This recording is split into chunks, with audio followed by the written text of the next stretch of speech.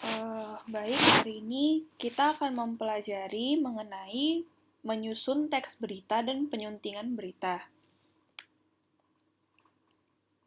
Langkah-langkah menyusun teks berita itu yang pertama ada menentukan sumber berita. Menentukan sumber berita ini mencakup peristiwa yang menarik dan menyangkut kepentingan banyak orang.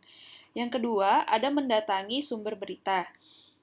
Hal ini dilakukan dengan mengamati langsung dan mewawancarai orang-orang yang berhubungan dengan peristiwa tersebut. Dan yang ketiga, itu ada mencatat fakta-fakta berdasarkan pola adik Simba.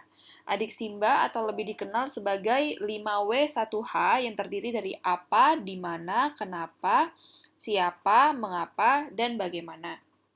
Maaf, maksud saya apa, di mana, kapan, siapa, mengapa, bagaimana. Dan yang terakhir, itu ada mengembangkan catatan menjadi berita, teks berita yang utuh. Nantinya akan disajikan mulai dari bagian yang paling penting hingga ke bagian yang kurang penting. Selanjutnya ada penyuntingan berita. Nah, jadi kalau misalnya ditemukan kekeliruan dalam berita yang kita buat, itu sebenarnya masih wajar. Masih ada satu tahap lagi yang harus kamu lakukan sebelum berita itu dipublikasikan, yaitu melakukan penyuntingan berita.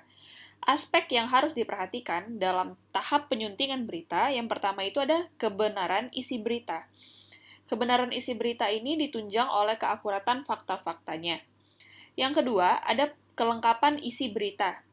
Kelengkapan isi berita ini ditandai dengan hadirnya komponen-komponen berita yang terangkum dalam rumus adik Simba. Adik Simba seperti yang tadi sudah dijelaskan, apa, di mana, kapan, siapa, mengapa, dan bagaimana. Yang ketiga, itu ada struktur penyusunan berita yang dimulai dari bagian yang paling penting hingga ke bagian yang kurang penting.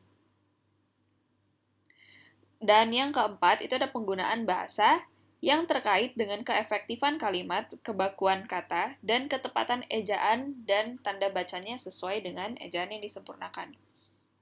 Apabila berita disertai dengan gambar atau ilustrasi, perlu juga diperhatikan kesesuaian gambar dengan isi berita, di samping keartistikannya.